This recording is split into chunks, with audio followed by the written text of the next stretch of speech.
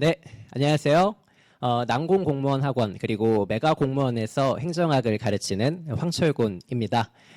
지금 이제 2021년 새해가 밝았습니다. 지금 1월 초에 영상을 찍고 있는데요.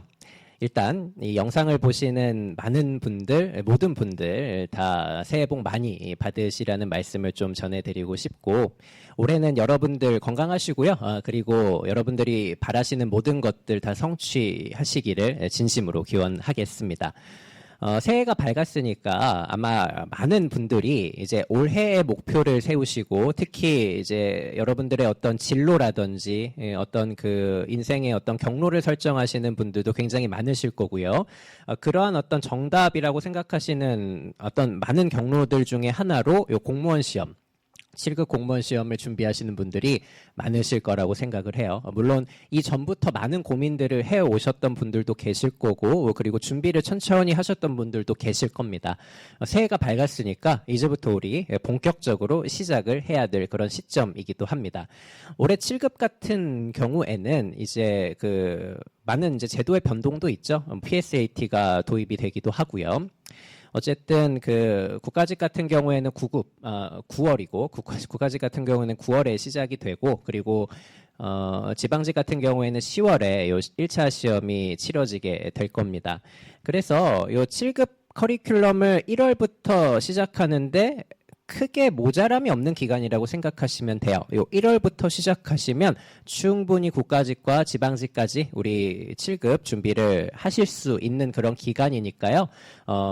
자신감을 가지시고 도전을 하시면 되겠고, 특히 이제 지금부터 요 난공공무원 학원에서 7급 관련한 종합반도 시작을 하고 있으니까 도움을 많이 드릴 수 있을 것 같고, 저도 행정학 과 관련해가지고 여러분들에게 굉장히 효율적이고 그리고 꼼꼼하고 차분한, 그러면서도 빠짐없는 그런 어떤 수험의 안내를 해드릴 수 있을 거라고 생각을 합니다. 관련해서 저희가 이제 국가직과 지방직까지 어떻게 공부를 해나갈 것인지 행정학과 관련해서요. 자, 그런 부분들을 좀 짚어드리려고 합니다. 일단 본격적인 말씀을 전해드리기 전에 제 소개를 잠깐만 하고 넘어갈게요. 자, 저는 황철곤이고요. 대학과 대학원에서 행정학과를 전공을 했습니다. 그래서 15년이 넘게 지금 행정학과 함께 살아가고 있는 사람이라고 생각하시면 되고요. 2009년도죠. 2009년도에 벌써 12년 전이네요. 그때 이제 제가 행정고시에 합격을 해서 2010년부터 통일부라는 중앙행정기관에서요. 5급 사무관으로 7년 정도 근무를 했던 경험도 있습니다. 지금은 이제 여러분들에게 수험행정학을 안내해드리고 여러분들을 합격으로 이끄는 그런 역할을 하고 있기도 하죠. 그래서 저는 이 행정학과 관련해서 굉장히 오랜 시간 동안 함께 해왔던 사람이고, 이 행정학을 누구보다도 잘 알고 있다고 그렇게 자부하는 사람이라고 생각하시면 됩니다. 여러분들의 합격을 위해서 크게 모자람이 없는 그런 강사라고 생각하셔도 좋을 거예요. 자, 그러면 제 소개는 이 정도로 마무리를 하고요. 그 다음에 이제 여러분들이 공부하는 행정학이라는 것이 어떤 과목인지도 아셔야겠죠. 아마 행정학이 많이 낯서실 겁니다. 대학에서 행정학과를 전공하신 분들도 그러실 거고요. 행정학을 전공하지 않으셨던 분들도 분명히 낯서시겠죠. 우리가 고등학교 때까지는 배우지 않은 과목이니까요. 자, 이 행정학이라는 거 잠깐만 제가 설명을 해드리자면, 우리 용어에서부터 출발을 하시면 됩니다. 정부가 하는 모든 것들에 대한 연구라는 거예요. 정부가 하는 모든 것들에 대한 연구다. 그래서 정부가 어떤 활동들을 하는지, 정부가 하는 역할에 대해서 어떤 이론들이 있는지, 그리고 정부가 정책을 펼쳐나가는데 또 어떠한 과정을 거치는지, 그리고 정부가 시민들하고 어떠한 관계를 갖게 되는지, 뭐 이런 전반적인 영역들을 모두 다루게 된다라고 생각을 하시면 됩니다. 이 수험행정학이라는 것은요, 학문의 행정학하고 많이 맞닿아 있어요. 비슷한 점이 매우 많습니다. 물론 다른 점들도 많습니다만, 이 수험행정학과 학문의 행정학과의 어떤 공통점을 여러분들에게 잘 전달을 해드리고, 그러면서도 수험 적합적으로 여러분들을 이끄는 것이 이 행정학을 가르치는 사람의 저는 굉장히 중요한 역할이라고 생각을 합니다. 일단 우리가 이 행정학의 범위를 좀 차분하게 들여다볼 필요가 있는데요. 이 행정학의 범위는 학문행정학의 범위하고 거의 유사하다라고 생각하시면 돼요. 이 학문에서의 행정학은 크게 6가지로 나누어진다라고 보시면 되고요. 수험 행정학도 이 6가지 파트를 아주 충실하게 따르고 있다라는 점이 매우 독특한 특징이죠. 일단은 첫 번째 총론이 있죠. 행정학에서의 총론이라는 것은요. 정부 운영의 가장 거시적인 부분과 관련이 되어 있어요. 지금처럼 이제 코로나 위기 같은 경우에 정부의 역할이 매우 커지게 됩니다. 하지만 그렇지 않은 경우들도 있어요. 우리 IMF 경제 위기 때는 또 정부의 역할이 많이 쪼그라들기도 했었거든요. 이렇게 각각의 어떤 그 사회 문제의 성격에 따라서 정부가 하는 역할들이 거시적으로 달라지게 됩니다. 자, 이런 정부의 거시적인 운영 방안들, 방향들, 그리고 정부의 활동들 이런 것들을 배우는 것이 총론 파트라고 생각하시면 되고, 두 번째 정책이라는 것은 실질적으로 정부가 하는 활동들을 국민들이 체감하는 것이죠. 뭐 아동학대 방지 정책이라든지 대북 정책이라든지 아니면 코로나와 관련된 방역 정책이라든지 이런 것들이 우리 정책이 됩니다. 그래서 이 정책이 어떻게 설정되고 어떻게 결정되고 또 어떻게 집행되고 평가되는지 이런 것들을 차분하게 살펴보는 것이 바로 정책 파트가 된다라고 생각하시면 돼요.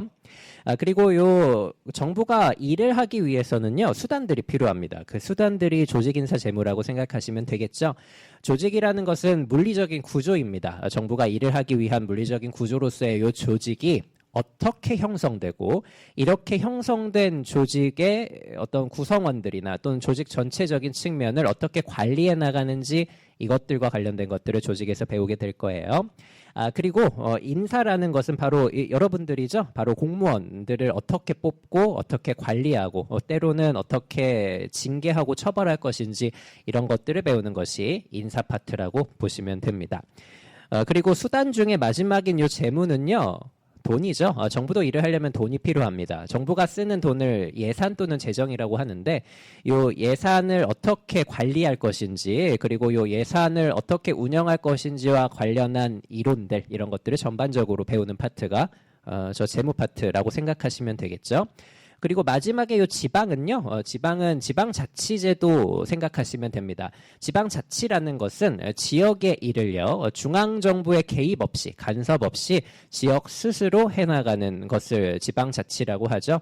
요 지방자치와 관련된 독특한 이론들이 분명히 있습니다. 자, 그래서 이런 것들까지 우리가 추가적으로 다루게 되면 수험행정학의 범위를 아우르게 될 겁니다. 자, 이렇게 6가지 파트가 이 수험행정학에서는 매우 골고루 출제된다라는 게 또 특징이거든요. 보통은 3문제에서 4문제 정도로 파트별로 출제가 되지만 적게는 이제 1문제나 2문제까지도 나올 수 있고 많게는 6문제까지도 출제가 됩니다. 자, 그래서 이 행정학은 어떤 과목보다도 이 6가지 파트를 골고루 우리가 학습을 하는 게 매우 중요하다. 이 말씀을 또 드리고 싶습니다. 자, 우리가 행정학 이 정도로 이제 개관을 좀 해드릴게요. 행정학의 소개를 제가 잠깐 드렸고요. 그러면 우리가 이제 7급 공부를 위해서 이 행정학을 어떻게 공부를 해야 되는지 이 학습 방식을 먼저 설명을 드리고 그리고 커리큘럼으로 넘어가 보도록 할게요. 이 행정학과 관련해서 학습 방법에 대한 많은 논란이 있습니다. 또 많은 오해도 있고요. 자, 그래서 여러분들이 갖고 있는 어떤 이제 안개처럼 이제 좀 뿌연 그런 시야를 제가 좀 환하게 만들어 드리려고 하니까 잘 좀 들어주세요. 일단은 첫 번째는 수험 범위입니다. 특히 행정학과 관련해서는 수험 범위에 대해서 논란이 굉장히 많죠.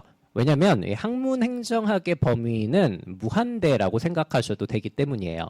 행정학이라는 건 다시 한번 말씀드리지만 사회 문제를 해결하기 위한 학문입니다. 사회 문제를 해결하기 위한 학문이기 때문에 행정학 고유의 영역이 있다라기보다는요. 다양한 영역의 다양한 주제들을 행정학이 다 끌어오게 되죠. 그런 것들을 끌어와서 사회 문제를 해결해야 되기 때문입니다. 이런 어떤 고유한 특성 때문에 사실 행정학의 범위는 매우 방대하죠. 학문의 행정학도 그렇고 사실 수험의 행정학의 범위도 그렇다라고 생각을 하셔도 좋습니다. 우리는 수험을 준비할 때 모든 방대한 주제들을 다 준비를 할 필요까지는 없어요. 우리가 핵심적인 주제들을 중심으로 공부를 하고 파생될 주제들까지 이제 풀어낼 수 있는 그런 어떤 근간이 되는 주제들을 중심으로 공부를 해나가게 되면 혹시나 뭐 한두 문제 정도 방대한 우리가 공부를 하지 않았던 범위의 주제가 나온다 할지라도 충분히 풀어낼 수 있거든요. 또 행정학은 사회과학이기 때문에 많은 유기성을 갖고 있습니다. 그래서 우리가 반드시 공부해야 될 그런 핵심적인 주제들을 중심으로 공부를 하는 게 중요하고, 이런 핵심적인 주제들을 선별해서 여러분들에게 알려드리는 것이 또 저와 같은 행정학 선생님들의 역할이기도 하죠. 그래서 이 방대하고 사실 끊임없이 지금도 추가되고 있는 행정학의 주제들을 적당하게 커팅할 필요가 있다는 거죠. 그래서 제가 커팅을 해드릴 겁니다. 일단은 우리가 기본적인 주제 200개는 섭렵을 해야 돼요. 우리가 수험행정학에서 언제나 출제가 되고 그리고 반드시 출제가 될 수 있는 이런 주제들이 200개라고 생각을 하시면 됩니다. 200개 정도의 기본 주제들은 섭렵을 하셔야 되고요. 문제가 어렵게 출제가 됐을 때, 특히 7급 시험 같은 이런 경우에 또 충분히 출제가 될 수 있는 심화 주제들이 있을 겁니다. 그 심화 주제들도 40가지 정도로 제가 추려놨어요. 그래서 이렇게 240개 정도의 주제들을 우리가 이제 섭렵을 하게 되면은 7급 수준에서도 충분하게 대비가 되는 그런 학습의 범위라고 생각을 하시면 됩니다. 이 이상으로 범위를 넓히시는 건 바람직하지 않아요. 왜냐하면 우리는 행정학만 공부하는 건 아니죠. 그래서 행정학의 수험 범위는 여러분들이 공부를 하시는 것의 일부를 차지해야 됩니다. 그래서 너무 방대하게 범위를 넓히시면 안 되고요. 그리고 핵심적인 주제에 대한 이해도를 가지고 다른 주제들을 풀어내는 이런 연습들을 기출문제를 통해서 하는 게 훨씬 현실적이고 바람직한 학습 방법이다. 이렇게 먼저 말씀을 좀 드릴게요. 어쨌든 수험 범위는 저렇게 240개 정도로 제가 추려서 여러분들에게 안내를 해드릴 겁니다. 그리고 수험 범위에 뿐만 아니라 우리가 이 행정학의 학습 방식에 대해서도 많은 논란이 있죠. 이해 중심이냐 아니면 암기 중심이냐, 여기에 대해서 행정학의 학습 방식 논란이 매우 많은 것으로 알고 있습니다. 실질적으로 그렇기도 하고요. 근데 이 행정학을 보통 많은 분들이 암기 과목이라고 생각하시죠? 암기 과목이 맞습니다. 암기 과목이 맞아요. 암기 과목이 맞는데, 근데 이거는 행정학뿐만의 그런 성격이 아니에요. 모든 수험은 암기로 귀결이 됩니다. 여러분들이 알고 있는 것을 기반으로 해서 OX를 판단을 해내야 되는 거지, 여러분들이 이해만 하고 있다고 해서 OX를 판단해내기는 좀 어려울 수 있거든요. 그래서 우리가 스피디하고 정확하게 문제를 풀어내려면 결국 암기로 귀결이 되어야 됩니다. 저 같은 경우에는 이제 행정고시 시험을 준비했었으니까요. 이 행정고시 시험은 객관식은 아니고 이제 서술형이라는 거 혹시 아실 텐데, 이 서술형이라는 것은 이제 논리적인 체계가 매우 중요하고 또 창의적인 아이디어가 물론 중요하죠. 근데 그럼에도 불구하고 기본적인 용어들과 중요한 표현들 그리고 논리적인 체계들은 모두 다 암기를 하고 있어야 됩니다. 모두 다 암기를 하고 있어야 내가 쓸 수 있겠죠. 문제를 풀어내는 것도 마찬가지라는 거예요. 결국 내가 암기하고 있어야 빠르고 정확하게 풀 수 있거든요. 그래서 암기 과목은 맞는데, 그냥 우리가 맨땅에 헤딩하듯이 암기를 할 것이냐 아니면 이해 기반으로 암기를 할 것이냐, 여기에 따라서 수험생들의 희비가 엇갈리게 된다라는 겁니다. 행정학은요, 반드시 이해에 기반한 암기를 하셔야 돼요. 우리가 그냥 이 행정학의 240개 주제를 모조리 외워가지고 시험을 본다? 현실적으로 불가능합니다. 우린 다른 과목도 공부해야 되고요. 그리고 이렇게 그냥 무작정 암기하다 보면은 응용력을 테스트하는 선지들이나 문제들이 출제됐을 때 여러분들이 당황하고 문제를 풀어낼 수가 없어요. 그래서 우리는 이해에 기반해서 최종적으로 암기로 귀결되는 이런 수업을 우리가 해야 되고요. 이런 학습을 여러분들이 하셔야 된다는 겁니다. 제가 이렇게 이해 기반으로 암기를 하는 수업을 진행을 하게 될 겁니다. 자, 그리고 마지막으로 이 합격의 3요소를 여러분들이 꼭 기억을 해주셨으면 좋겠어요. 특히 행정학과 관련한 합격의 3요소라고 생각하시면 되는데, 첫 번째는 직관입니다. 이 행정학에서는 직관이 매우 중요해요. 왜냐하면 행정학은 다시 한번 말씀드리지만 공동체의 문제를 해결하기 위한 사회과학이기 때문이거든요. 우리가 요 공동체, 여러분들이 살아가고 있는 요 공동체들 있잖아요. 뭐 학교도 있고 가족도 있고 아니면 국가도 있고요. 뭐 동호회 같은 곳들, 뭐 남자분들은 군대 같은 곳들. 자, 이런 것들이 모두 다 공동체예요. 이 공동체에서 어떤 문제가 발생하고 또 이 문제를 상식적으로 어떻게 해결해내는지 여러분들이 20년 넘게 살아오시면서 충분히 학습을 하셨거든요. 여러분들도 이미 상식적으로 많은 내용들을 알고 계신다라는 겁니다. 행정학의 내용들도 여러분들이 갖고 있는 이 상식하고 크게 벗어남이 없다라는 거예요. 그래서 제가 수업을 할 때 여러분들의 직관적인 상식과 교양 이런 것들을 충분히 활용하면서 수업을 진행을 할 거거든요. 자, 이런 부분들을 활용해야 여러분들의 학습이 아주 효율적으로 되고 그리고 행정학을 진짜로 이해하면서 나중에 암기로 귀결될 수 있는 이런 수업 학습을 하게 될 것이니까요. 반드시 이 직관을 중요하게 생각하셔야 됩니다. 제가 여러분들의 직관을 깨워드릴 거예요. 자, 그리고 두 번째는 그럼에도 불구하고 이 문장이 또 중요하다라는 거죠. 우리가 직관으로 이해를 한 다음에 실제로 이 직관적인 내용들이 어떻게 문장으로 표현되는지를 충분히 학습하셔야 된다라는 겁니다. 우리 실제 시험은 문장으로 구성되잖아요. 그래서 이 문장의 옳고 그름을 판단해내야 되는 것이 수험이죠. 그래서 문장에 대한 해석과 해독 그리고 어떤 그 문장에 대한 익숙함 이런 것들을 훈련을 많이 하셔야 됩니다. 매우 중요한 요소가 되고요. 그러면서 우리가 쓸 수 있는 또 매우 중요한 도구가 바로 이 기출 문제들이죠. 이 기출 문제는 우리가 이 수험에서 수험 적합적인 학습을 하는데 아주 중요한 도구가 되죠.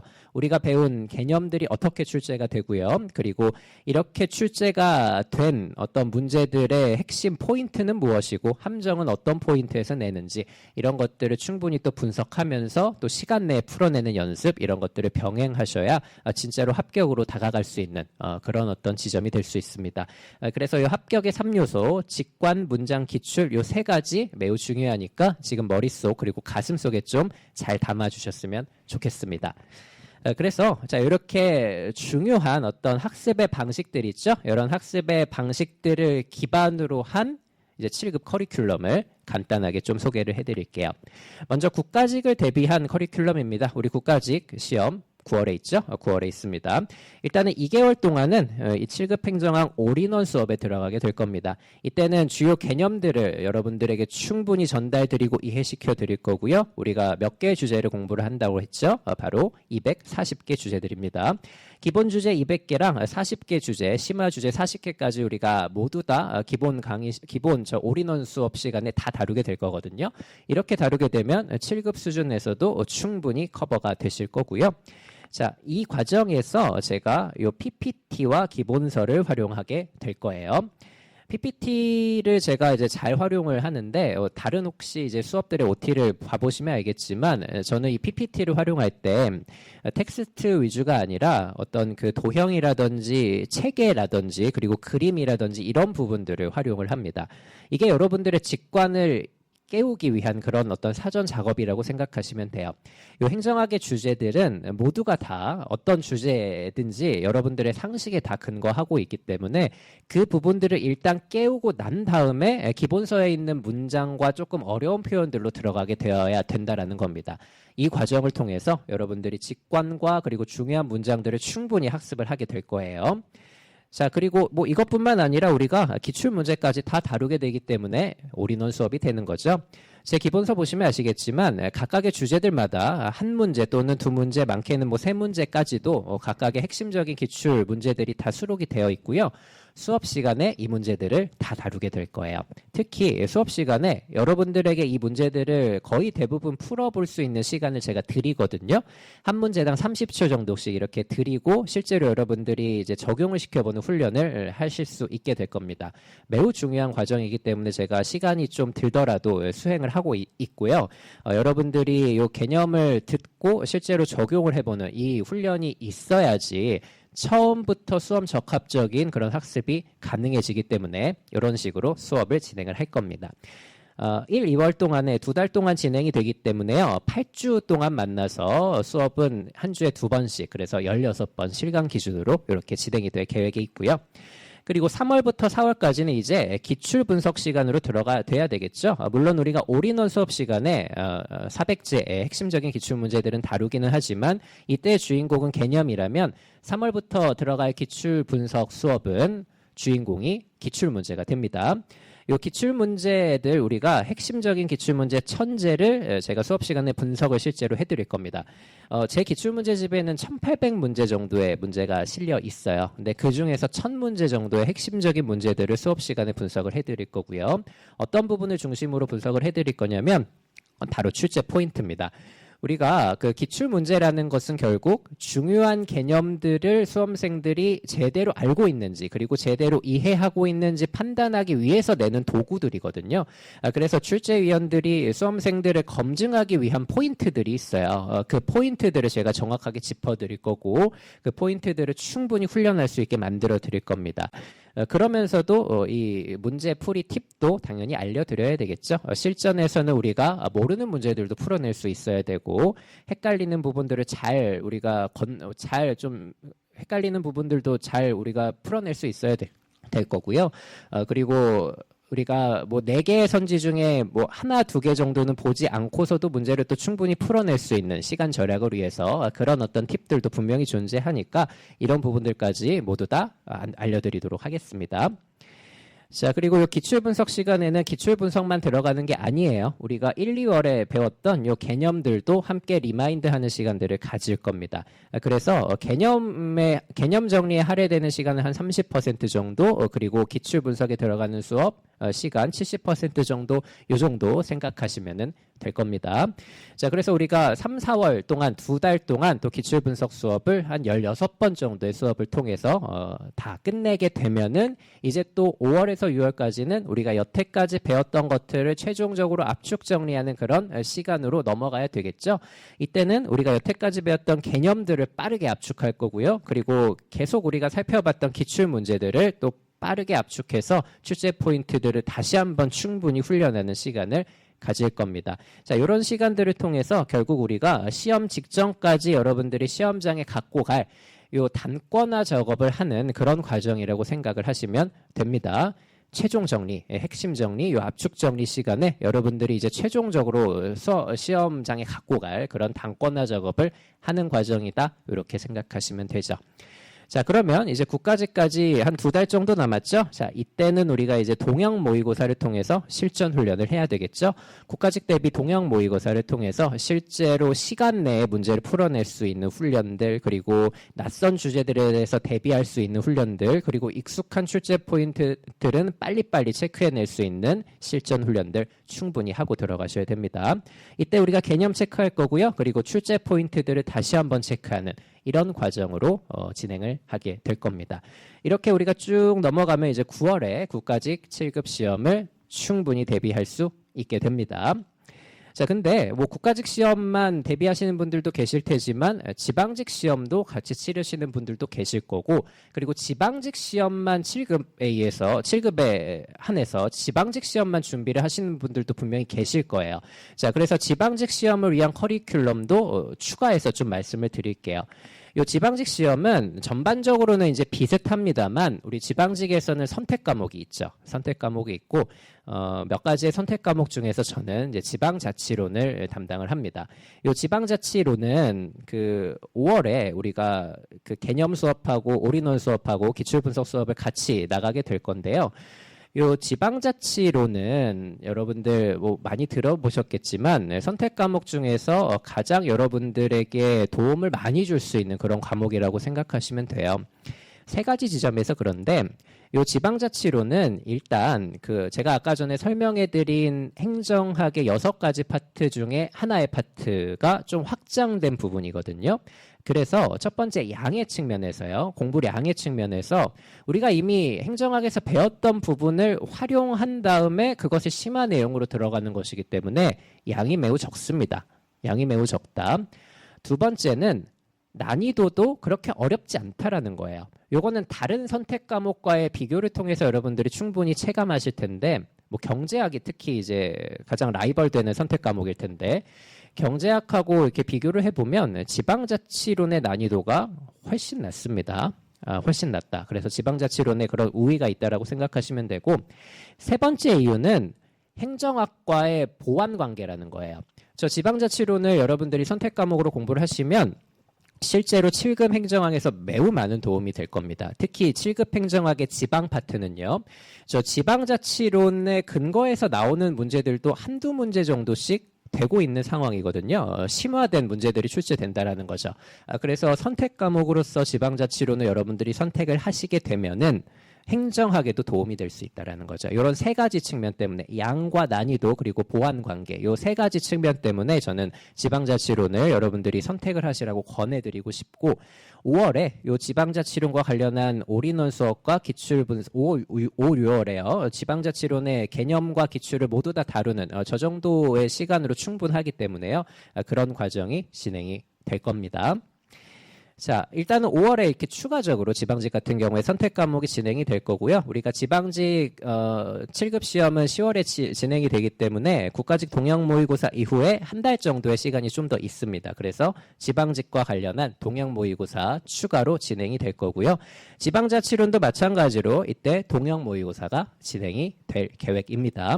이렇게 되면 우리가 국가직 뿐만 아니라 지방직까지 모두 다 대비를 할 수 있는 커리큘럼이 될 겁니다.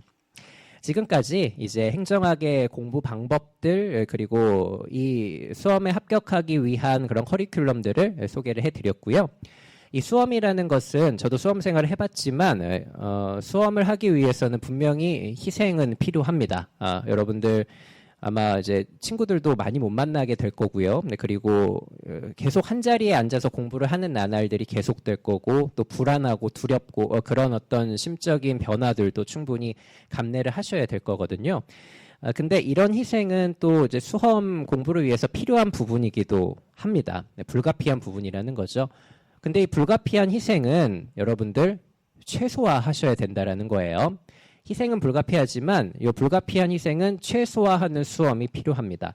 수험을 일찍 끝내시고 이제 합격하신 다음에 이제 더 나은 삶으로 나아가셔야 되겠죠.